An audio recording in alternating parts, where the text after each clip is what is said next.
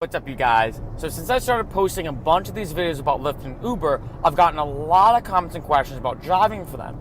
And one really reoccurring question has been, do you have any tips of getting a 5-star rating? Do you have any tips or suggestions to make sure that you can get the highest rating possible? So in this video, I'm gonna give you 7 tips to always guarantee a 5-star rating. Number 1, have a clean car. Now, above anything, above any of these tips, this is the most important one, which is why I'm mentioning it first. Make sure that your car is clean both outside and inside.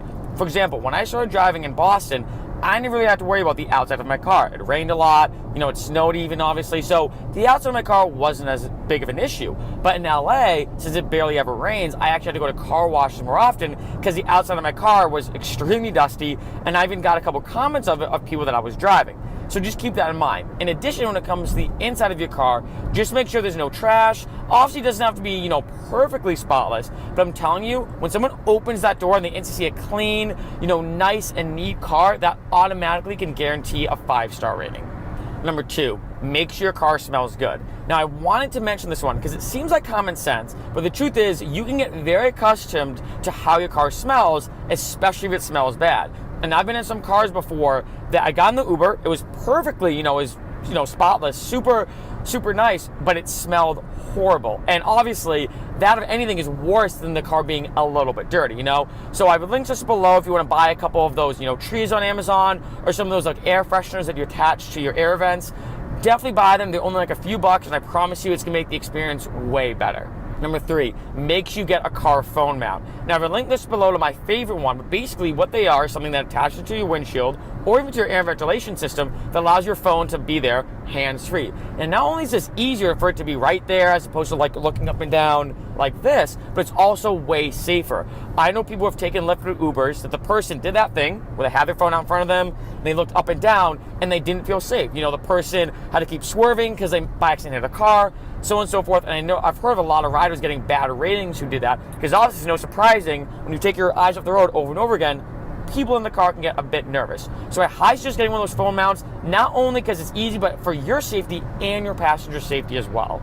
Number 4, and now let's get into the conversational piece, is ask people questions. Now, people love to talk about themselves. So when someone gets in the car, always say, hey, how's your day going so far? What do you do? Blah, blah, blah. Now, a big thing here is you really want to feel them out. Some people get in the car and they say, hey, how's your day going so far? And they're like, oh, it's good. And they immediately go to their phone. And I'm like, you know what? They don't want to talk. I'll just let them be on their phone. If you, keep pestering them and keep talking to them while they don't want to be disturbed, this can actually create the opposite effect. So it's very important to feel them out. But let's say you can tell they're in a talkative mood or they're a very upbeat person or whatever the case is. I always like to ask them questions about what they do, what they're into. Not like an interview, obviously have it be a flowing conversation. But what I'll do is I say, oh, how's your day going so far? What do you do? And they're like, oh, say I'm an accountant. Then I'll mention something that I do. Like, oh, really? I used to be an accountant. What firm do you work at? And then I'll ask them questions based off what they say. I do get a lot of people asking me hey, I have a hard time bridging the conversation gap when driving. I feel like I'm awkward when I ask people questions. The biggest thing I'm telling you is take what someone says and ask them a question about it. I'm telling you, I've asked people one question that lasted the entire Lyft and Uber ride, 5 or 10 minutes or even longer than that sometimes. People love to talk about themselves and people love to talk about what they do. But again, like I said, feel this out because some people might not be into talking at all. And if anything, they might rate you a 5-star rating. And I've gotten this where they're like, you know what, the Lyft and Uber driver didn't pester me. We had a brief conversation. I was able to do work and he was very respectful, and that actually enabled me to get a 5-star rating. So remember to always feel out the person in the beginning. Number 5, make sure you use a good navigation system. Now, I've mentioned this in a couple of videos to never, ever, ever use the Uber GPS. It's horrible. Google Maps is always the best. It always shows you the quickest way there. I'm a huge fan of Google Maps. Another huge pro tip is to ask somebody, what is your favorite route to get there? And this is a huge thing because that means when someone gets in the car and I start driving, I'm like, oh, by the way, I'm using Google Maps and obviously it's showing me what Google Maps is, but obviously Google Maps can only predict it. Do you have any suggestions about a favorite route or a certain route that you like to take? And a lot of times I'll get 2 answers, really mainly 2 answers. One is somebody like, oh, you know what? Thank God you asked. Actually do this, this, and this because that's going to be faster. Or 2, people are like, you know what? Nah, just follow Google Maps. It's probably, the fastest way there. I appreciate you asking though. So even if someone doesn't give you a specific route to get there, you're still showing that you care about them getting there as fast as possible, and that also enables a 5-star rating. Number 6, get an Aux Cord. Now you can get one of these for a couple bucks. I have one right here, basically, as you can see. And basically what an Aux Cord means is that someone can plug in their phone and listen to music, or their iPod, or any other music device that they have on them. This is especially super helpful on a Friday and Saturday night. I'm telling you, especially on a Friday and Saturday night, this is the #1 way to get a really good rating.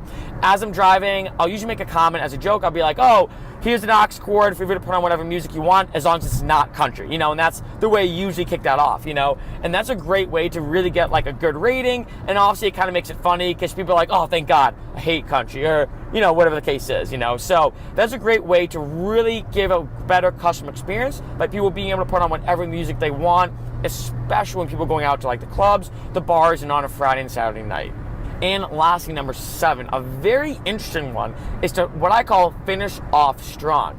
Now, a big question I've gotten a lot regarding getting a good rating is like, well, how do I get a good rating if someone gets in my car, we don't really talk that much, and they get out, how do I get a good rating? Because obviously me and them never talk. And one of the best ways is that psychologically, the last thing, or the last interaction you have with somebody is usually the last thing you remember. So what I do is, like say, whether we've been talking for the entire time or we haven't, when someone gets out, I'll either say one of two things. One, if I know what they do, I'll be like, oh, you know what, good luck with being an accountant, I used to do that, super grueling, but definitely good luck with it. So give them kind of a positive thing, like, oh, good luck with X, Y, or Z, whatever they were doing, or whatever we talked about. Or 2, if I don't know what they did, or we didn't really have a big conversation, I'll be like, oh, have a good one, have a great day, it's a perfect day out, or something like that. So that means when they go to rate me, the last thing they remember, the last interaction we had, was me saying have a good day, or good luck with X, Y, or Z, or whatever the case is. And this is a great way to kind of, put a positive affirmation or positive spin on the interaction out there, even if you didn't talk too much.